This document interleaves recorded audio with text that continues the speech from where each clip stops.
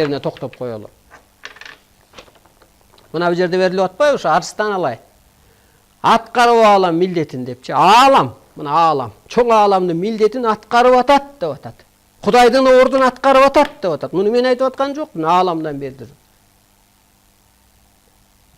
Адам аткара алат экен да, кел сиз да аткарыңыз. Эмнеге чочуйсуз? Кудай эмне деп атат бүгүнкү күндө? Китебинде. Сыйынба деп атат. Сыйыну доору бүттү. Сырдаш сыйкыр касиетти иштет деп атат. Ошон үчүн динден тез чык. Күнөөсү болсо жаз ушу арыстан алай, күнөөлүү мени чык деди деп. Сен улуулук өтпөй калып атасың эң жаманы. Улуу күчтүн ролун аткарбай калып атасың. Улуулукка үндөбөй калып атасың. Аллага үчүн 4 аял алгам. Кереги жок ал 4 аялды Алла ал деген жок. Алла улуулукка үндө деп атат. Аларды рамкага кармага деп атат. Дебеди. Тетирсинче боштондукка чыгар деп атат. Сен эрди катын болуп жашабай, эгис болуп жаша деп атат. Бириң түш көрсөң, экинчиң жоору ошо үй бүлөңдө. Кайсы жерде тынчтык болсо, кайсы үй бүлөдө улуулук болсо, ошол үй бүлөдө майрам, ошол үй бүлөдө күлкү, ошол үй бүлөдө шаң. Анысы кандай? Үй бүлөңүздөрдө ушу улуулук айтылып турса, периште байырлары чын. Жакшылык байырлары чын. Бала чакаңыздын иши оңолору чын. Духу көтөрүлөрү чын. Үмүтү жонары чын. Кайсы жерде кайгы болсо, кайсы жерде кейүү болсо, балаңдын духу түшүп, эмоцияга түшүп калбайбы? Ошон үчүн улуу ата-энелер не кылган? Үйдө ун жок калса дагы бала чакага угускан эмес. Ооруп жүрсө дагы бала чакага айткан эмес. Эмоцияга түшүп калбасын. Мени ойлоп бирдемеге байланып калбасын деп. Анан өлөрүндө гана кереси айткан. Мен ооруп жүрдүм эле деп жашырып. Караңыз мына, улуулук. Биз болсо эчтеке боло элек деп бала чакабыздын мээсин кошо жейбиз.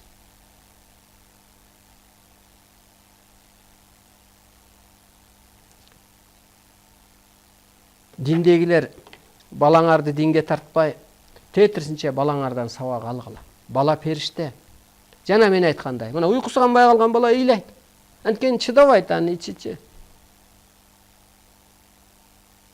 Сен кысып койдуң аны.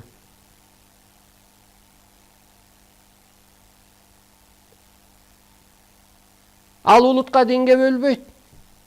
Анын оюнда жамандык жок. Кел сенин оюңда да жамандык жок жаша. Сен да улутка динге бөлбө. Анын көңүлү таза.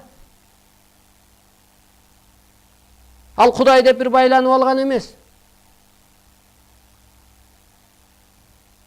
Атасы өлүп атса да көмөлөктө эшикке чыгып келет алчы. Көңүлүндө эчтеке жок. Анысы кандай ошондой боштондукта жаша.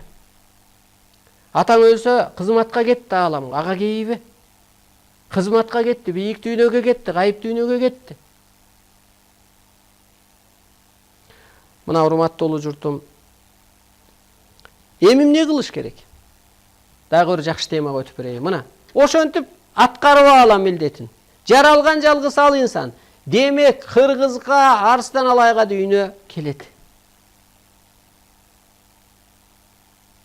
Bir адамга, bir идеологияга, bir мүнөзгө өтөт деп берилет ааламда. Мына биз улуубуз деп калат адамзат. Нурдан жаралыппыз. Өлүмдө эмне жаратты? Мына медиктер.